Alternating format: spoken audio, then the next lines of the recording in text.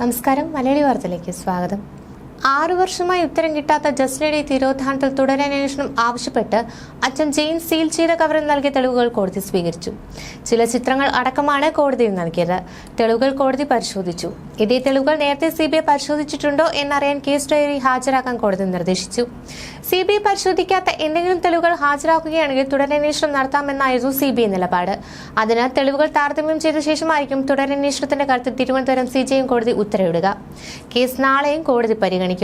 പത്തനംതിട്ട വെച്ചൂച്ചിറയിൽ നിന്ന് കാണാതായ ജസ്നയ്ക്ക് എന്ത് സംഭവിച്ചെന്ന് കണ്ടെത്താൻ കഴിഞ്ഞില്ലെന്ന റിപ്പോർട്ടാണ് CBI നേരത്തെ കോടതിയിൽ സമർപ്പിച്ചത്.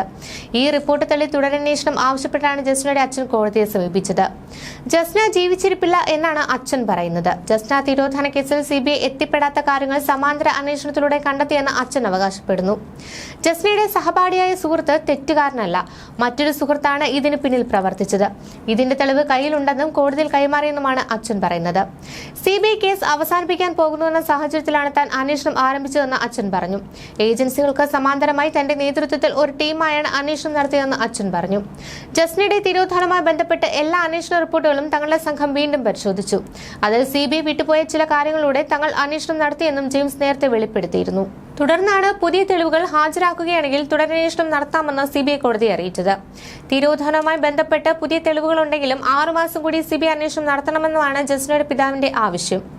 CBI അന്വേഷണം ചില ലക്ഷ്യത്തിൽ നിന്ന് എത്തിയിട്ടില്ല. അവർ കുറെ കാര്യങ്ങൾ അന്വേഷിച്ചു. ഇന്റർപോൾ വഴി വിദേശത്തും അന്വേഷിച്ചു. പക്ഷെ താൻ ചൂണ്ടിക്കാട്ടിയ ചില പോയിന്റുകളിലേക്ക് എത്തിയില്ല. ജസ്ന വ്യാഴാഴ്ചകളിൽ ഒരു സ്ഥലത്ത് രഹസ്യമായ പ്രാർത്ഥനയ്ക്ക് പോയിരുന്നു. കാണാതായത് ഒരു വ്യാഴാഴ്ചയാണ്. തലേന്ന് ജസ്നയ്ക്ക് അമിത രക്തസ്രാവമുണ്ടായത് മാസമുറയുടെ ഭാഗമാണോ ഗർഭകാലത്തുണ്ടാകാൻ ഇടയുള്ളതാണോ എന്ന് കണ്ടെത്തിയില്ലെന്നാണ് ഹർജിയിൽ പറയുന്നത്. അന്വേഷണത്തിന്റെ ആദ്യഘട്ടത്തിൽ പിതാവും ജസ്നയുടെ സഹോദരനും ചൂണ്ടിക്കാട്ടിയ ജസ്നയുടെ സഹപാഠിയെ ലോക്കൽ പോലീസും CBIയും ചോദ്യം ചെയ്ത് നുണപരിശോധനയ്ക്ക് വിധേയമാക്കിയിരുന്നു. സഹപാഠിക്ക് ജസ്നയുമായി സൗഹൃദം മാത്രമേ ഉണ്ടായിരുന്നുള്ളൂ എന്ന് കണ്ടെത്തി. നാട്ടുകാർ സംശയങ്ങൾ ഉന്നയിച്ചതിനെ തുടർന്ന് പോലീസ് ജെയിംസിന്റെ വീട്ടിലും പരിശോധിച്ചെങ്കിലും ഫലമുണ്ടായില്ല.